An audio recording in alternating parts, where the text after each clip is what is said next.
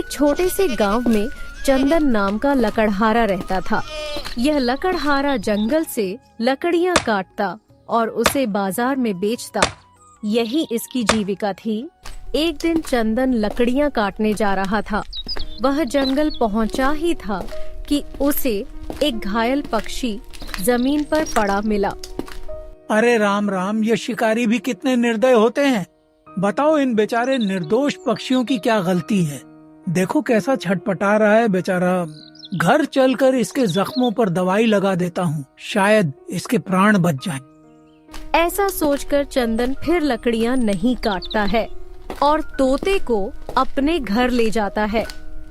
चलो, आज लकड़ियां तो काटी नहीं, लेकिन तुम्हारे जख्मों पर दवाई लगा दूं, इससे तुम जल्दी ही ठीक हो जाओगे।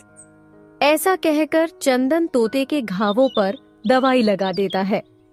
अरे छोटे पक्षी, उठो उठो, सुबह हो गई है। तुम कुछ बोल तो रहे नहीं, फिर मैं तुम्हारा नाम कैसे जानूं? कोई बात नहीं, मैं तुम्हें आज से मिट्ठू कहूँगा।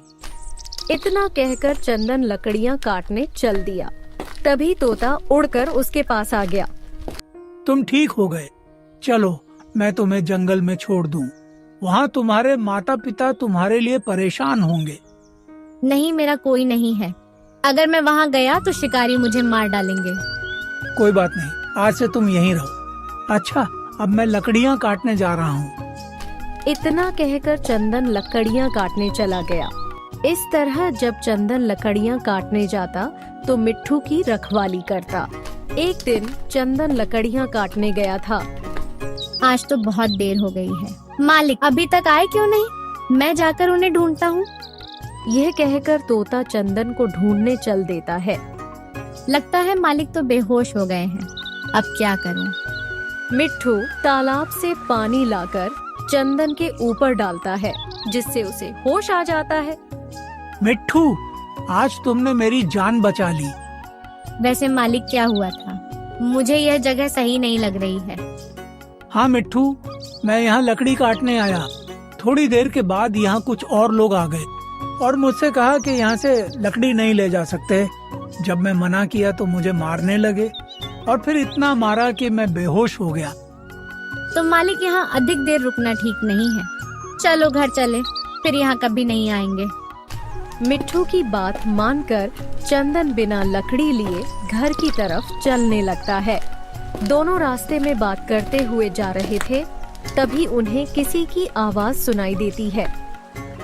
बचाओ बचाओ बचाओ, कोई मेरी मदद करो, मैं डूब रहा हूँ। मिट्ठू, लगता है कोई डूब रहा है। चलो चलकर बचाते हैं।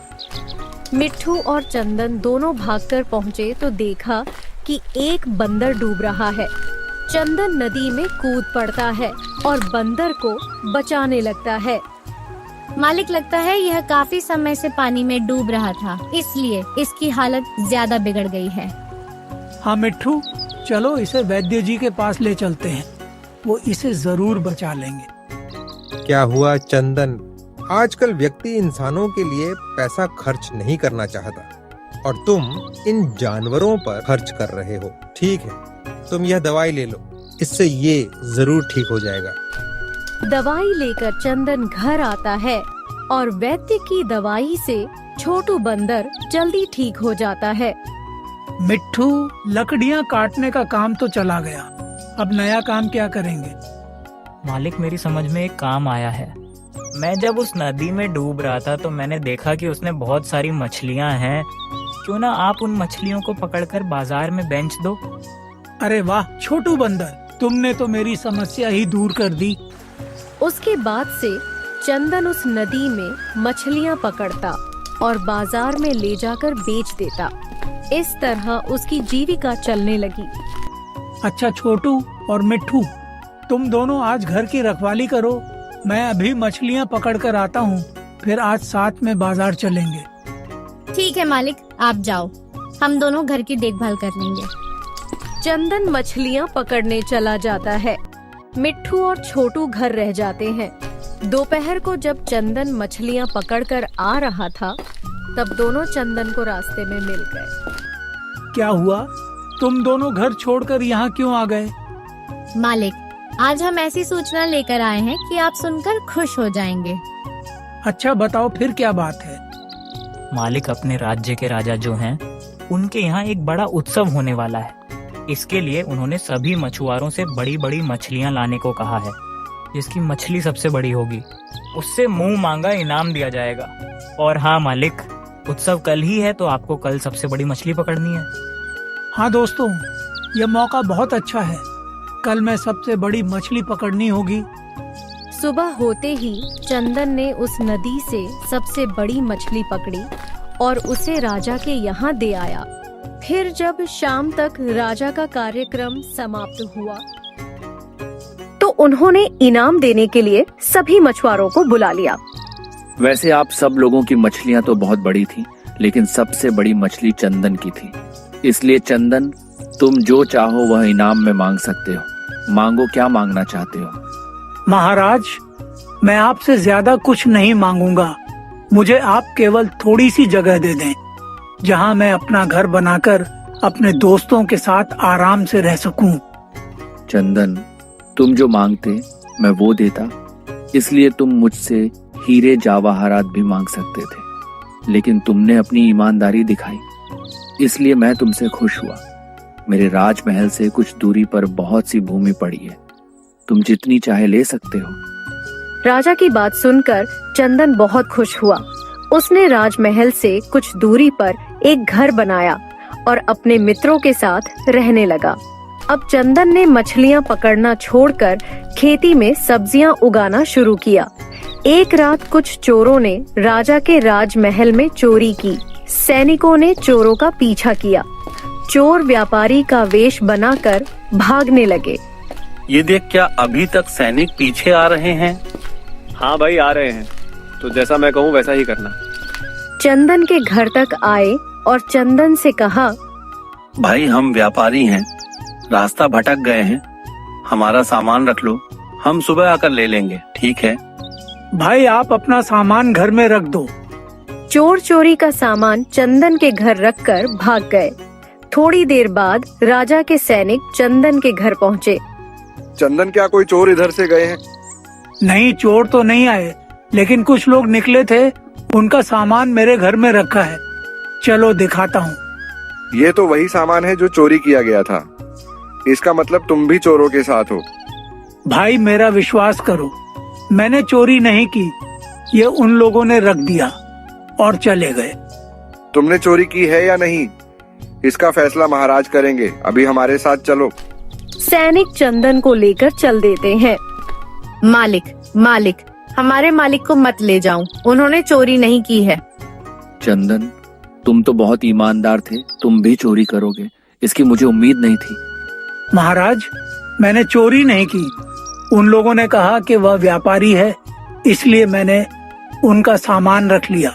कुछ भी हो, लेकिन मैं चोर को क्षमा नहीं कर सकता, इसलिए तुम्हें 5 वर्ष कैद की सजा देते हैं। सैनिक चंदन को जेल में डाल देते हैं। मीठू और छोटू बंदर रोने लगते हैं। मिट्टू, हमारे मालिक चोर नहीं हैं, लेकिन हम यह साबित कैसे करें? हम तो उन चोरों को भी नहीं जानते, क्योंकि जब उन्होंने सामान रखा तब तो हम सो रहे थे। काश हमने मालिक को मछली पकड़ने का काम ना बताया होता तो आज यह दिन नहीं आता। दोनों इसी तरह रात भर बात करते रहते हैं और रोते रहते हैं। चंदन लगभग 5 दिनों तक जेल में बंधता है। फिर एक दिन, महाराज, आप हमारे निर्दोष मालिक को इस तरह सजा नहीं दे सकते। तुम्हारा मालिक निर्दोष नहीं है, उसने चोरी की है। और अगर मैं मान लूं कि तुम्हारा मालिक निर्दोष है, तो चोर कौन है? आपका मंत्री। हाँ महाराज, आपका मंत्री। नहीं महाराज, नहीं, मैं चोर नहीं हूँ। मैं इतने दिनों से आपका विश्वास पात्र हूँ। मैं भला मंत्री होकर चोरी क्यों करूँगा? यह दोनों झूठ बोल रहे हैं। मैं कैसे मान लूं कि मेरा मंत्री चोर है? महाराज, एक दिन हम लोग मंदिर से लौट रहे थे तो हमने देखा कि आपका मंत्री बिना सैनिक केवल अकेला जंगल की ओर जा रहा था, तो हमें शंका हुई और हम लोगों ने उसका पीछा किया। तुम लोगों ने चंदन को फंसाकर ठीक नहीं किया है। उस दिन से महाराज बहुत सतर्क हो गए हैं। अब कुछ दिनों के लिए यह चोरी छपार करना बंद करो, अन्यथा खुद समझना। मेरा हिस्सा मुझे दो, मैं चलूं। किसी को पता लगा तो आसमान फट पड़ेगा मुझ पर। महाराज, मंत्री चोरों से मिला हुआ है। अगर आप चाहें तो हमारे साथ जंगल में वह जगह देख सकते हैं। राजा उन दोनों के साथ जंगल में जाकर देखते हैं। दोनों चोर सोए हुए हैं और उनका माल जमीन पर रखा है। राजा सबको पकड़कर जेल में डाल देते हैं और चंदन से कहते हैं, चंदन, मुझसे अनजाने में भूल हो गई, मुझे इसके लिए क्षमा कर दो। मंत्री जी, आपने मंत्री होकर चोरों का साथ दिया, इसीलिए आपको चोरों के बराबर सजा मिलेगी। जो सजा मैंने चंदन को दी थी वही सजा मैं तुम्हें देता हूँ और आपकी जगह चंदन को नया मंत्री बनाता हूँ।